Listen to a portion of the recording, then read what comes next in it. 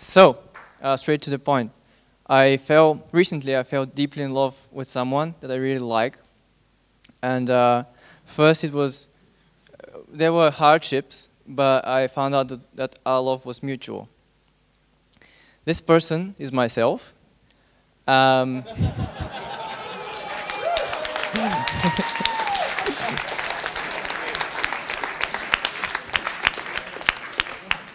and I really think that is the relationship that is crucial for mastering your mind. And so my curiosity is, do you love yourselves? And how do you maintain and expand that relationship? That's the best question on relationships I've heard in a long time. So, it's a discipline. Because life throws us lots of challenges. It threw Sonny that challenge where someone took his shoes. And he decided not to attach to that. That was a choice. But he could also have decided to make that part of his story as a way of punishing himself. I went to Bulgaria, someone took my shoes, I feel so down. But he didn't. He chose. So every day, at every moment, at every point in time, you're always in a place of choosing. You can choose to grow from an experience, to love yourself, or to not. And that's the discipline. So it's a self-fulfilling cycle.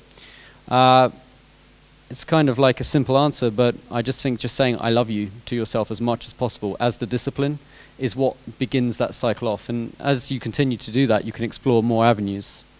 So that's just my suggestion. And yeah, the challenge is constant. There's always times where we think, but then the discipline kicks in. No, what's funny about this situation? In life, you can have every situation as it goes well or it goes bad. Or you can also have every situation as it goes well, that was a funny story. Or that went well, or I'll grow from it. So the labels you automatically pick for your experiences are chosen right now. So choose really good labels because you're going to attach them to the experiences in the hard times. I would like to offer a different perspective on that as well. So essentially not loving yourself. When you're saying you're not loving yourself, you are talking from the position of your mind.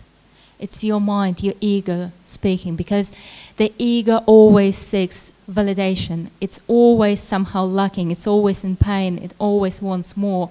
It has this inner greed to have more, and it also knows that it's imperfect because it's a creation of the mind.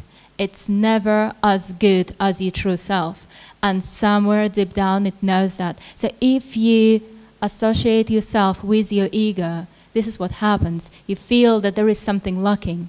So this is one thing. And another thing is, many people say, oh, I struggle to believe in myself, or I struggle to love myself.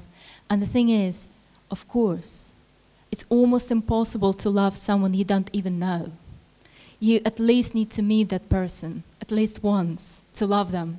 Because if someone says to you, oh, see that person over there, take my word for it, he's a great guy, love him. Just start loving him now. It's like, can I talk to him at least? No, it doesn't matter. Just that guy is great, love him.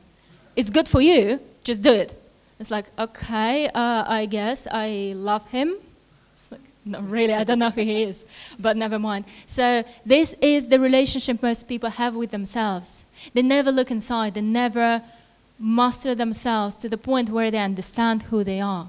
And once you understand who you are, that's the thing, you will have to start loving yourself.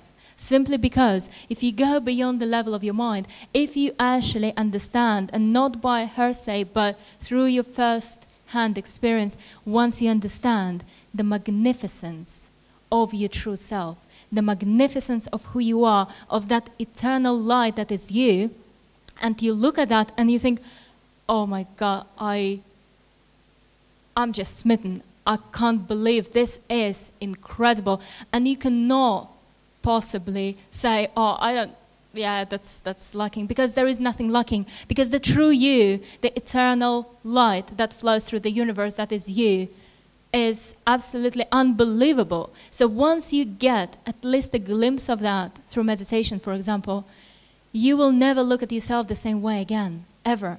So the shadows of the ego will disappear.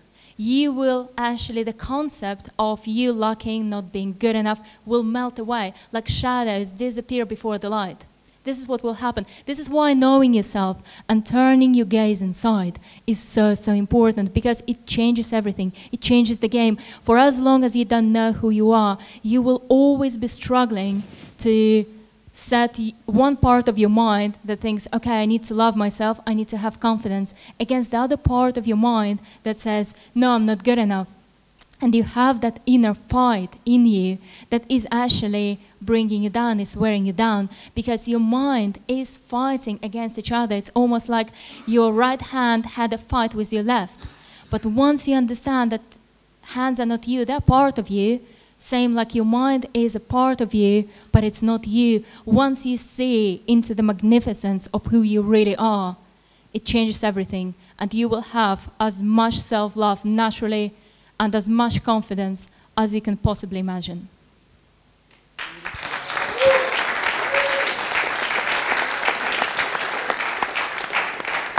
So one way that I came to what she's talking about, when I was in my 20s, I would smoke in the evening and look at myself in the mirror. And to my surprise, I found that I was saying to the mirror, you're okay, you're okay.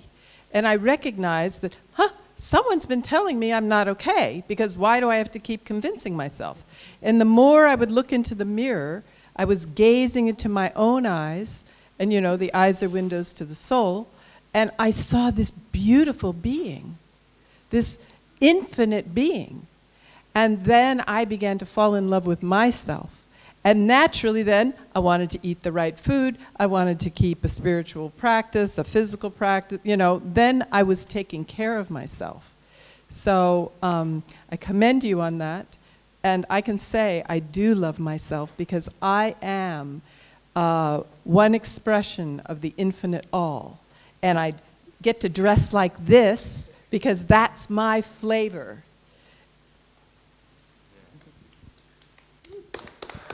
And some more boots on the ground advice.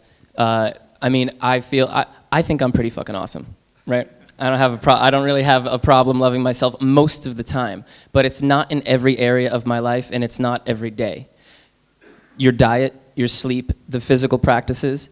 For example, when I'm training martial arts multiple times a week, it's very rare for me to feel bad. But if I stop that and I eat poorly or something like that, it's very easy for me to start feeling bad about myself.